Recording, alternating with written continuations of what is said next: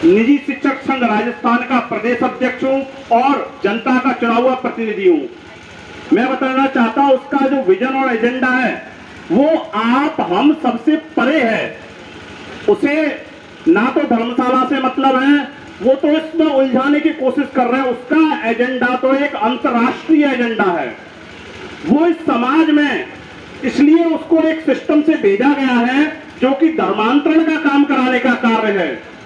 जो एक विजन चल रहा है, चाहे वो मुस्लिम कम्युनिटी का हो, चाहे वो ईसाई कम्युनिटी का हो, चाहे वो सरदार सिख कम्युनिटी का हो, अगर हम जब आपस में पहले से उलझे पड़े हैं, कोई SC ST OBC में उलझा पड़ा है, कोई लोधी, कोई सकवार, कोई अन्य जातियों में, हर कहते हैं कि हर जिले में जाते हैं वहां पर हम उलझे पड़े हैं। हम अपनों से नहीं लड़ पा रहे थे, हम जनरल OBC से नहीं लड़ पा रहे थे।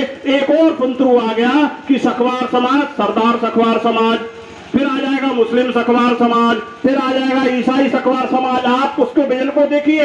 मैं प्रॉपर्टी का व्यवसाय करता हूं और मेरे मासिक इनकम का बात करें तो मेरा मासिक इनकम का 2 से 3 लाख भी कमा लेता हूं, 4 लाख भी कमा लेता हूं। लेकिन मैं एक छोटी कार मेंटेन करता हूं, PA के नाम पे, ड्राइवर के नाम से एक आदमी को मेंटेन करता हूं। वो व्यक्ति इतनी बड़ी गाड़ी से मेंटेन करता है। आप सोचिए, सबको बांटता फिरता है। आप लोगों को सोचना चाहिए कि इतना पैसा, इतना सिस्टम, इतना चलानेपन उसके पास कहां से आ रहा है। इस सिस्टम में आइए, वो धर्मशाला को कहां पर ले जाना चाहता है, ये भी हमें दूरदर्शिता से सोचना होगा। वो आरोप लगाएगा, वो प्रत्यारोप लगाएगा। हाँ, मैं नेता हूं, आरोप लगते हैं, बड़े नेताओं पर प्रत्यारोप लगते हैं। अगर आरोप प्रत्यारोप नहीं लगते हैं, वो नेता नहीं कहलाता है। लेकिन आज फिर भी मैं जनता का प्रतिनिधि हूं, मैं आज भी एक राष्ट्रीय पार्टी का जिलाध्यक्ष हूं और आरोप प्रत्यारोप लगते हैं तो लगते रहे। मेरा कार्य है समाज की सेवा करना। मैं समाज की सेवा करता रहा हूं और करता रहूंगा। कुछ नीचे तबके में जाके करता रहूंगा। सौरा हत्याकांड हुआ था, उत्तर प्रदेश का मामला था। उस हत्याकांड में कोई बोलने वाला नहीं था। मेरे भाई की FIR तक नहीं हुई थी। मैं गया वहां के कप्तान से मिला, कप्तान होने के बाद उसकी FIR हुई साथियों, और FIR होने के साथ में टांग ठोक के उन लोगों की गिरफ्तारी कराई। आप सोचिए, जो SC ST का एक्ट लगता है, मर्डर का केस लगता है, पूरी कार्रवाई हुई साथियों। उन्होंने अपनी एड़ी से चोटी का जोर लगा लिया। क्यों? क्योंकि सामान्य वर्ग के थे, उन्होंने एड़ी से चोटी का जोर लगा लिया। और क्या पता है आपको, उन्होंने अपना केस कहां से, पिनाट से हटवा के कहां लेके आ गए, खेरागढ़ लेके आ गए। मैं कल ही गया SSP से, और SSP साहब ईश्वरी कृपा से SC समाज से थे। उन्होंने मुझे विश्वास दिलाया कि आपके भाई का कत्ल हुआ है। उस पर जब कत्ल हुआ है, गरीब की छोटे उसके भाई की पत्नी और बच्चे गए थे, उसे तरस आया, वास्तव में उसके साथ गलत हुआ है और उस पर कार्रवाई होगी। और बताना चाहता हूं, जिस मेरे भाई पे कोई भी अदर समाज का व्यक्ति कार्रवाई करता है, मैं उसके साथ खड़ा हूं, हर तरीके से खड़ा हूं। साम दाम दंड भेद सब नीति जानता हूं। लेकिन आप समझने की कोशिश करिए, वो चाणक्य है, वो बहुत सरदार, बहुत आगे तेज है, उसका विजन कुछ और है, वो आपको खत्म करने आया है। उस विजन को समझना होगा। आप देखिए 23 तारीख मीटिंग का एजेंडा, 23 तारीख का मीटिंग का एजेंडा आपके सबके व्हाट्सएप ग्रुप पे होगा। वो लगातार है मुझ पर आरोप प्रत्यारोप लगते रहते हैं, कोई फर्क नहीं पड़ता। अगर आरोपी नहीं होंगे, प्रत्यारोपी नहीं होंगे तो सरकार भी तो है, कानून भी तो है। क्या जो अपराध करेगा जेल में नहीं जाएगा? क्या जो अपराध करेगा पुलिस में नहीं जाएगा? लेकिन आज तक कोई बता दे कोई अपराध, जो तो छपते रहते हैं। बड़े लोगों का काम है, बड़े लोगों की तो FIR लाखों रुपए देके तो अखबार में छपाई जाती है। तो हम अपने राजस्थान में अपनी गरिमा को, अपने सखवार समाज की एक रीढ़ को, एक रस्सी को पकड़ के चला हूं मैं और लेके चलूंगा। और मुझे डर नहीं लगता मरने से। मरना तो है, एक बार मरना है, आज मरना है या कल मरना है, लेकिन वीर पुरुष होकर मरना है। चाहे वो 20 साल का मरता है, चाहे वो 100 साल का होकर मरता है। इतिहास रचना है तो इतिहास लिख कर मरना है।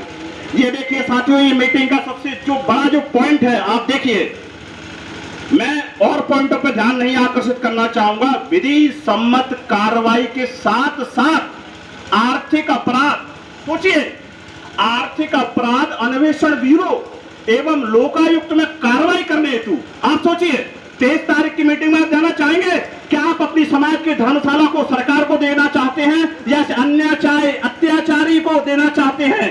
और अगर ऐसा बलवान बनता है, मेरे सामने आके आ जाए, मुझसे सामने आके लड़ाई लड़े, मैं देखूं क्या ताल ठोक के मुझ पे आए, मुझ पर वार करे, आमने सामने की लड़ाई लड़े।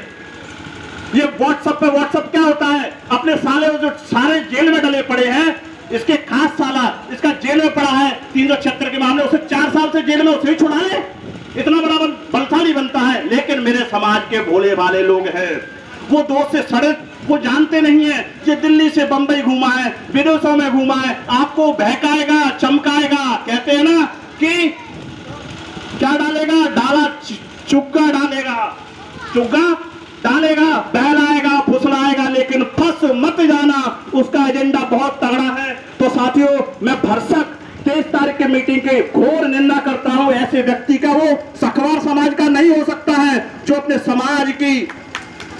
समाज की क्या उसने बनाई है क्या धर्मशाला? आप सोचिए, क्या उसने बनाई है?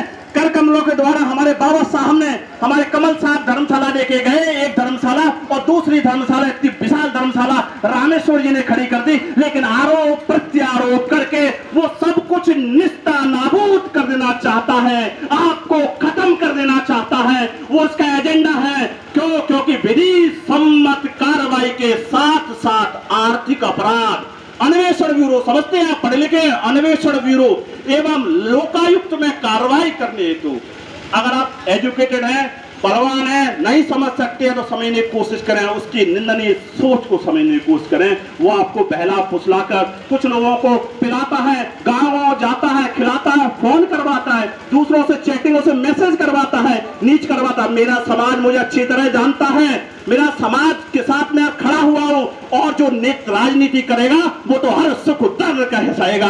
मेरा रास्ता तो कांटों का रास्ता है साथियों, मैं चलना भी जानता हूं और इन कांटों को रोंदना भी जानता हूं। मैं बताना चाहता हूं, तो मैं इतना ही कहूंगा, ज्यादा नहीं कहूंगा, क्योंकि अब मैं इस कार्रवाई पर ध्यान है, आप देख ले। और माननीय, मैं थोड़ी एक रह गए थे, श्री राजवीर बोधी जी, इसके बाद सिलावट जी माननीय आएंगे। राजवीर बोधी जी अपनी बात को कहे, मैं ज्यादा बोल गया हूं अपने आवेश में आके।